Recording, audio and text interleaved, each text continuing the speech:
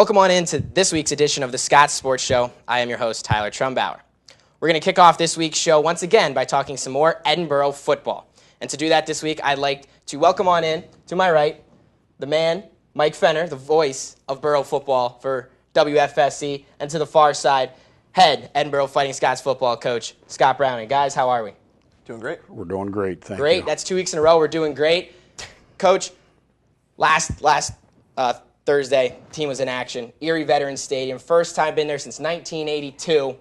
Unfortunately, you left that place with a 31-10 defeat against the Lakers. What are kind of your initial takeaways from that contest? Well, we played extremely well in the first half. And, I thought offensively, defensively, special teams, we played well. And for whatever reason, the second half, they came out and they scored on us. And I thought our guys really handled it well. They put another score, and we had an opportunity to score. We came up short, and it just kind of snowballed a little bit after that. But, a lot of good came out of it. I saw a lot of good effort from players. I thought our guys played extremely hard, and we didn't make the same number of plays that they made.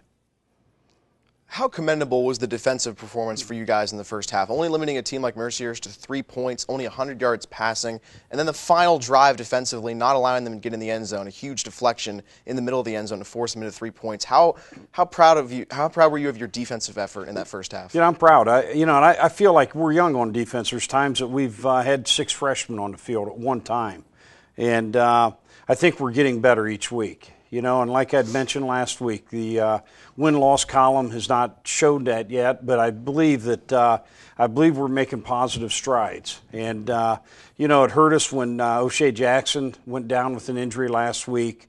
That definitely impacted the football game. But I love the effort. I love the concentration, the preparation that our defensive staff and our defensive players put forth throughout the week. I don't have anything but praise, and we are getting better. Coach, the second half has kind of been rough. The Gannon game the week before, giving up 52 unanswered after getting on the board right away, and then last week giving up 28 unanswered. The second half, is there maybe some kind of fatigue going on, or is there just maybe the lack of execution in the second half? It's just lack of execution for whatever reason. And, as a staff and even a football team, we've sat down, we've talked, and we've analyzed, but for whatever reason, our productivity in any phase of the game has not been at the level that we would expect it to be. And, like you said, the first half we seemed to play well, but for whatever reason, I think we've got to sit back and reevaluate things when the season's over, and whatever corrections need to be made, we need to really analyze and make some. And you got 3 weeks to show those corrections, Coach, and starting this week, your last road trip of the season, going to face off against Slippery Rock this Saturday. It's a 1 p.m. kickoff. What is kind of your initial thoughts of that team heading into this contest? Well, Slippery Rock's, they're 6-2, and they've got a heck of a football team. They're hot. They feel like right now that they're in a position still, if they could win out, they were in a position to be in the playoffs. So they've got a lot to play for. In the same breath, I would tell you that I think that we have an awful lot to play for. Our seniors, we'd like to send them out with 3 victories here at the end. And, we've talked, it's an opportunity for our seniors, even though it's been a tough season, to leave their legacy. And so we need to go down to Slippery Rock. We've had good preparation up to this point. We need to finish the week off here and just finish strong, preparing, and go down to Slippery Rock and give it our best effort. Coach, for Slippery Rock, 2 weeks ago, a different tone. They lose 45-23 at the Big House at the University of Michigan against Mercyhurst. Last week, they respond with a 31-21 win against IUP to the tune of 8 sacks defensively and 4 interceptions on defense. How disruptive can they be defensively, and how big of a challenge is that for your guys this week? I think when you look at Slippery Rock, they're extremely strong up front defensively. They don't have 4 defensive linemen that can play. They've got 8. And they rotate people in there, and they mix it up. They're always fresh. And really, I think the strength of their defense would be the front 4. But, they're solid linebacker position. They're very skilled in the secondary. So we're going to face a defense that, it's probably when we look back on this season, they're going to be as good as any defense that we've faced all year. And then Shamar Green at running back, obviously second in the PSAC in rushing, one of the top rushers in the entire country for Division II. What does he present? What does he do well that's going to challenge your defense? Well, he's a strong runner. He's got good quickness, and he's got excellent speed. But, he runs extremely hard. He's going to force you to tackle him. And, he is. He's all the everything that's advertised about him as far as being up and top in our conference. It's true. He's at the top of the list. Coach, you mentioned these last 3 games. You want to go out on top. What was your message to the team this week? Last week on the show, you mentioned that you believe your team had the most fun and the most upbeat preparing for Mercyhurst. Is that still continuing this week? What is their mindset going into their last road game of the 2014 season? I think our team's excited about playing Slippery Rock, and they look at it as a backyard brawl. Really, this is the original backyard brawl with Edinboro and Slippery Rock, and a great tradition that goes back through the years. And our guys understand that tradition, and they're excited about being a part of it.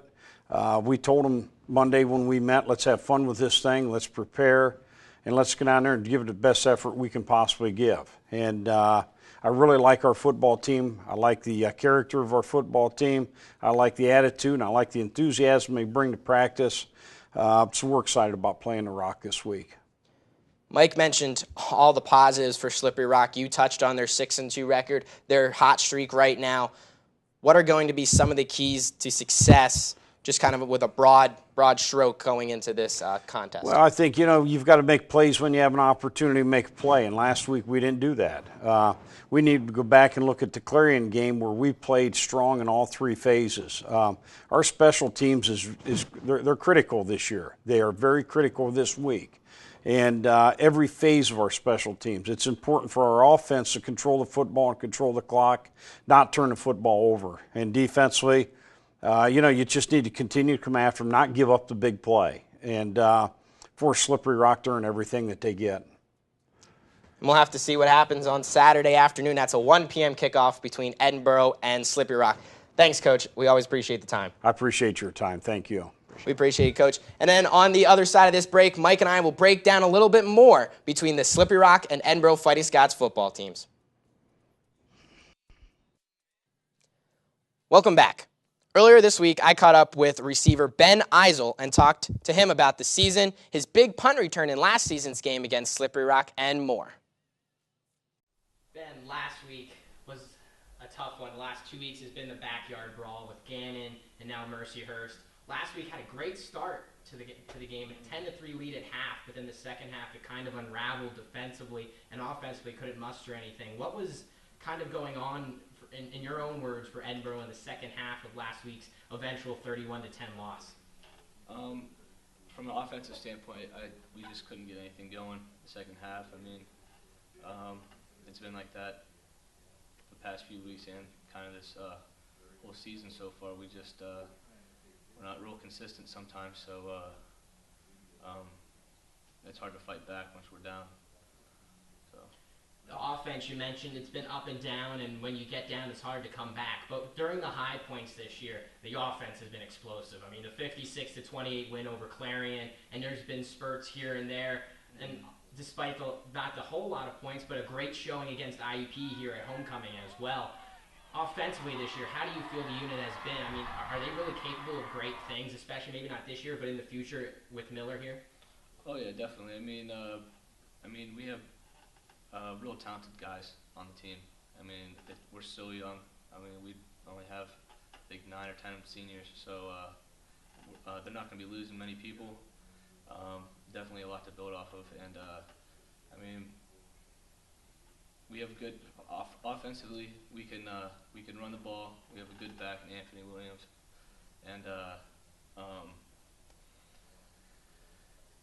and Massey, and a few other young guys that have really stepped up. Colby. Offensively, we should be all right. Now, going on in this season, it's been rough. The first few games going winless, having those talks of going into the potentially the worst start in school history, but then you got the first win against Clarion, and now we're back on a 2-game losing skid. How has this season been? Obviously, it's not ideal with the wins and losses, but for you, having this be your senior season on the gridiron. How has it been? What have you learned through it all? You gotta stay with it, whether you're up or down. I mean, you can't quit, and no one's really quit on the team. I mean, everybody's still there, coming in every day to work. I mean, it's a great group of guys that we got. I mean, no one's quitting, so you can't ask for anything more than that. I mean, we haven't obviously come out on top too many times this year, so that's disappointing. But I mean, you can't dwell on those things. You just gotta like the guys that you're playing with and enjoy it while you can. You got a few more games to enjoy it this season. Coming up this weekend, you have Slippery Rock, last road game of the year. Slippery Rock, you had some success last year. You took a 69-yard punt return to the end zone for a touchdown last year. Kind of expand on that. How was that play? What was going through your mindset during that play last year? Honestly, I don't think I should have even gained a yard on. I got hit as soon as I caught the ball, and I don't fair catch many, so I just try to go out there and make plays. But I mean, I got away from the first guy, and then got a few good blocks and got my way to the end zone. So things worked out, I guess. They did work out on that play indeed. And this weekend, what is going to need to happen for the Fighting Scots for it to work out this weekend again in this game? Like I said, the last one, it's at Slippery Rock, Saturday afternoon, back to the Saturday games. So kind of back to the normal for college football for this season. What's going to need to happen to make it successful for Borough this week and get back on into the winning ways? We just got to be consistent both sides of the ball. I think that's one of our biggest things. I mean, we showed we can drive down the field, 90-yard drives, eat up some clock and score. But then we'll go 3 and out or turnovers or something like that. I mean, we just got to be consistent both sides of the ball and not quit and get up on these guys. I mean, that's our last rivalry game, and I don't think we've beat Slippery Rock since I've been here either, 5 years now, so it'd be nice to get the last one. I'd like to thank Ben for taking the time out of his day to talk to me. Now let's take a look at Slippery Rock Edinboro football as Mike Fenner is going to keep on joining me here today. Mike, Slippery Rock, Edinboro, the classic backyard brawl, as Coach Browning alluded to. That's right. What should we see on Saturday on the gridiron when these two teams meet up? A lot of defense from the Slippery Rock football team. This team is number 10 in Division II in the entire country in rush defense, allowing just 90.3 rushing yards per game. Second in the PSAC, this team is going to be stingy up front defensively. And I just talked about it with Coach Browning. 8 sacks and 4 interceptions defensively against a very good IUP team, a Crimson Hawk team that defeated Edinboro on its homecoming. Big-time challenge defensively. There's a lot of guys up front, but Marcus Martin stands out to me. This guy is among the top 10 in sacks and 12th in the country in tackles for loss for Slippery Rock. This is a guy that has a lot of pass rushing ability, 9.5 sacks on the season, 3.5 sacks last week against IUP. This guy's a serious pass rushing threat, and Edinboro will have to account for him, along with everyone on this defense, as they're a really stout team against the run especially. Let's overall take a scouting report of Slippery Rock. Coach Browning alluded to their record. They are 6-2 overall, Mike, thus far. And we got some stats on them. They are ranked very high in the PSAC, not only in the standings, but also in what they do in their points and rushing yards and more. This team on defense is number 1 in the conference on third down defensively. This is a number that we saw a year ago when these two teams met. This third down defense is something they take pride in. Under 29% conversions for Slippery Rock opponents on third down. That is where they live, and it's because they get pressure on the quarterback and in the backfield on first and second down. That's where they make their living. They get teams to third and long. They create a lot of pressure situations, and that's a big reason why they're tied for second in the PSAC with 11 interceptions defensively, and this team with 22 sacks on the year, among the top half of the league in the conference as well. But this team doesn't just do it on defense. They run the football very well. They are second in the entire conference in rushing attempts as a team. They love to run the football, and that's a big reason why they're third in scoring. 39.1 points per game in the PSAC and just under 233 rushing yards per game. They've got the second leading rusher in the PSAC in Shamar Green, and this guy is a serious threat at 7.1 yards per carry, 10 touchdowns on the season. This team can run the football and stop the run. That's where they pride themselves. That's going to cause a lot of fits for Edinboro, especially Edinboro's defense. But what about when Edinboro's offense is out on the field? We know the explosiveness that Darren Massey, Ben Eisel, Cody Harris is capable of, as well as Anthony Williams. So let's kind of take a look at them. I mean, Massey, Eisel had some solid outings last week as well, and they've had solid seasons to date as well, Mike. Darren Massey has 62 receptions on the season. He is 2 away from tying the single-season mark, the high mark in school history with 64 catches. He'll need 3 receptions to break that mark, which I anticipate he'll be able to do. Most likely. With 3 games remaining. So Massey's had himself a nice season. 5 catches against Mercyhurst. A little bit down on average for what he normally produces, but still a productive game. Ben Eisel really picked it up, though, and the senior wide receiver who you had a chance to sit down and talk with tied a season high in 7 receptions last week, had 7 catches also against California earlier this season. This is a guy that had 45 catches a year ago, a little bit down in terms of receptions this year, but a big-time boost for that Edinboro offense against Mercyhurst. Move the ball on 1st and 2nd down and allow this team to get in the red zone where they're normally very productive. That they are, and Edinboro's offense is capable of putting up points. Didn't show it last week in the 31-10 loss, but we saw in the Clarion win this season and other games as well. East Stroudsburg, Shippensburg, this team can put up points. But will they be able to do that on Saturday, Mike, as Slippery Rock has a few defensive standouts that they're going to need to worry about? There's quite a bit to look at when you talk about Slippery Rock. Austin Mail at linebacker, this guy, their leading tackler, just a ton of pressure in the backfield. There's so much that this Slippery Rock team can do with star power defensively. And don't forget, one of Edinboro's former defensive backs, Devin Gafford, a senior cornerback on this Slippery Rock team, now a transfer. He had 11 tackles, a season high last week against IUP, and an interception. This guy was a big-time impact player. And then Derek Fulmore, 45 tackles, 4 interceptions. Big-time season for him. We already addressed Martin and what he's been able to do getting after the quarterback. But between Martin and Mail, these guys are really solid up front, and they really pose a lot of experience and a lot of problems for this Edinboro team. This Slippery Rock defense, although solid against the run, very susceptible to the pass. They're number 1 in terms of passing yards allowed in the conference in the PSAC, so that's a huge advantage for Edinboro to try and take advantage of. And quarterback Cody Harris should be looking for a potential big day through the air. Hopefully that turns out so for Harris, Mike. Lastly, what is this team going to have to do? We asked Browning this. What are going to be the keys to success? In your opinion, what needs to happen on Saturday for Edinboro to leave Slippery Rock with a W? Ball control is critical for Edinboro in this football game. Slippery Rock is the number 2 team in terms of defensive snaps in the conference this year, so they've played a lot of football defensively. They've been on the field quite a bit, and that's going to get them gassed and tired. They won't want to defend for 60 minutes, and if Edinboro can control the football with time of possession, they'll have a very good chance to stay in this football game and maybe win this football game.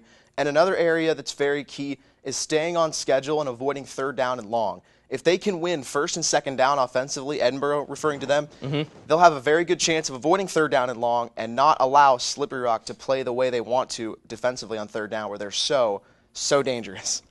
That they are, and we'll have to see how it all pans out on Saturday as the Scots hit the road one final time this season as they take on Slippery Rock University. That game is slated for a 1 p.m. kickoff, and if you can't make the trip, you can always listen to it live on WFSC 88.9 with Mike Fenner doing the color commentary and his broadcast partner Ron Raymond on the play-by-play.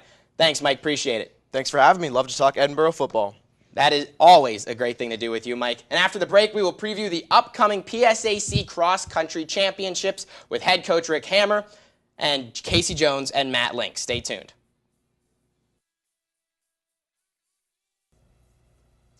Welcome back to the Scots Sports Show. We'll be talking a little cross country now as the men's and women's cross country teams will be kicking off their postseason action coming up next weekend at the PSAC Championships at Mansfield University. And to begin that preview, I'd like to welcome in Kasey Jones of the women's cross country team, and to the far side of the set, we have head cross country coach Rick Hammer. How are we?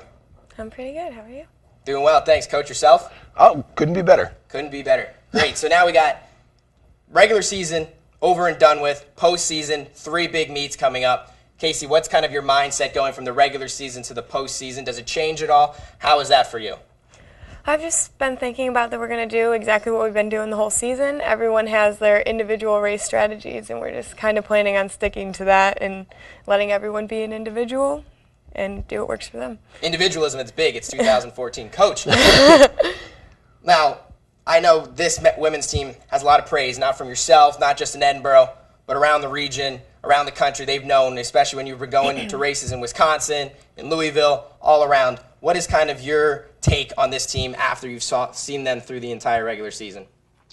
Well, when we showed up to camp, I knew we had the opportunity to have a very good season, as we have a lot of talent. One thing we don't have is a lot of depth, as our roster is just not very big. So I'm very happy with the way things have progressed. We've been able to really get in some good workouts while at the same time focusing on staying healthy, because if we lose a couple key people, our season could change very drastically. But as we head into the conference meet, we've been fortunate to avoid injuries, to stay healthy, and to get in some solid training. I think we've kind of been the favorites all season, and I believe in the work that they've done. I think they're going to go out and prove that they were ranked accordingly. Kasey, I don't want to look too far ahead or anything, but what is kind of your goal set, your mindset coming in? Like you said, every member of the team has an individual one, so shed some light on what yours are in the PSACs, regionals, and nationals.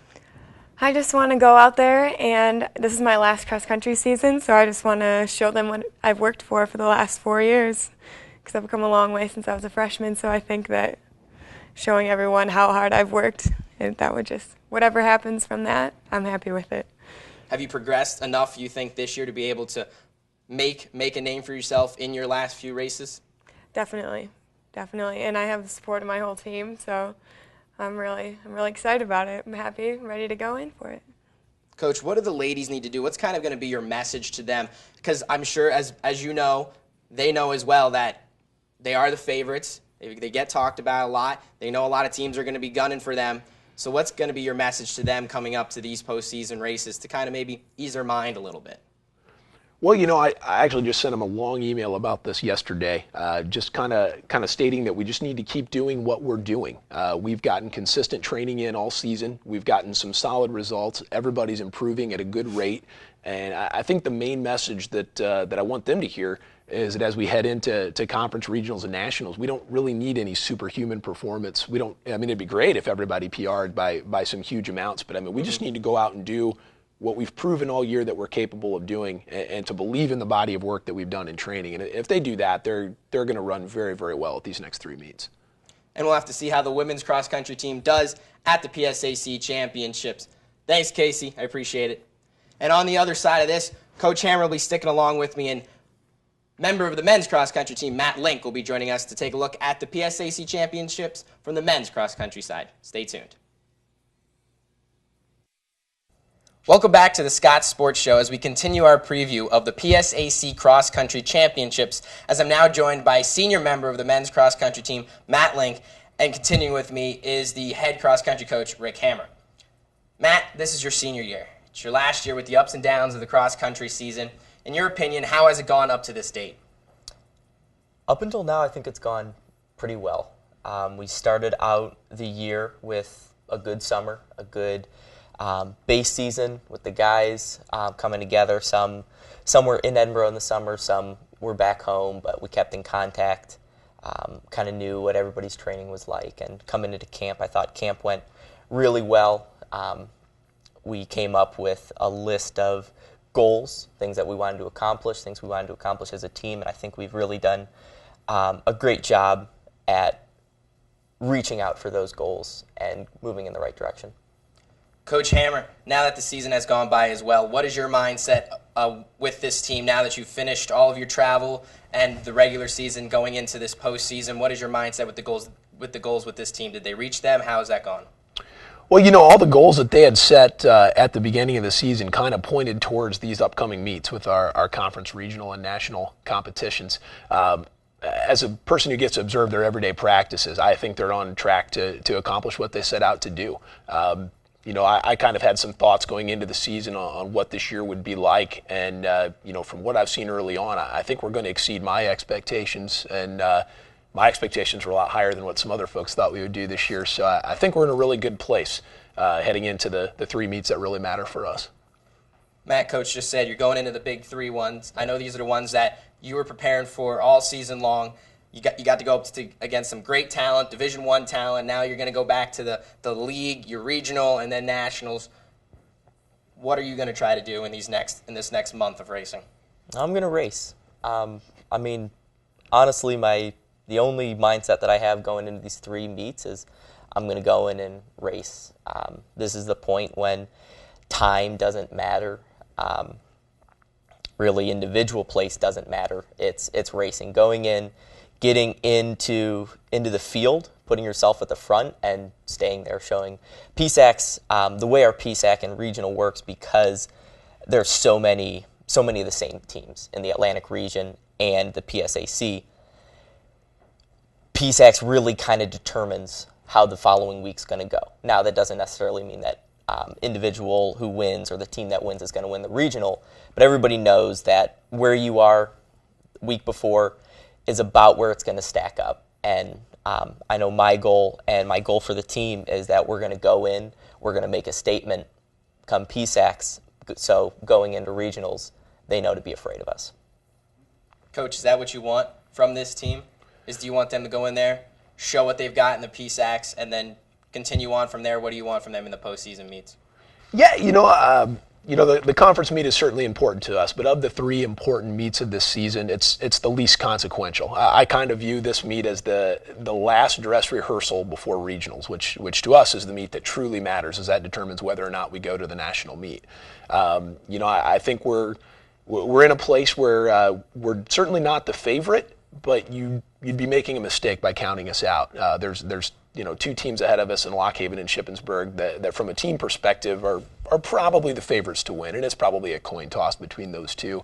But our top 5, I think, is a little bit better than most people give us credit for. And, if they all show up and do what they're capable of doing, I think we could be in the mix to pull some upsets there. We'll have to see if that happens when they have the PSAC Championships next weekend at Mansfield University. Guys, good luck in that. Thank you. So, thank you very much. And after that, we will continue on in the Scots Sports Shows. We will spotlight our Scots of the Week and look at the upcoming schedule this weekend. Before we leave, we want to congratulate Josh Bebo and Maria Konchek for being selected as this week's Scots of the Week. Josh earned 3 victories this past Saturday to help the men's swim team earn its first dual meet win of the season. Maria had a solid week on the court for the women's volleyball team last week as she led the team in kills in its 3-2 devastating loss to crosstown rival Gannon. The junior also leads the team in blocks this season. Let's take a look at the upcoming schedule for Edinboro Athletics this weekend. Try to make it out to one and support the Fighting Scots. There are some big contests upcoming, especially on Halloween night against Cal Vulcans in women's volleyball, which you can see live on ETV, as well as a slew of action on Saturday. And wrestling gets underway on Sunday as well with the Clarion Open. Good luck to the Fighting Scots, and go Borough.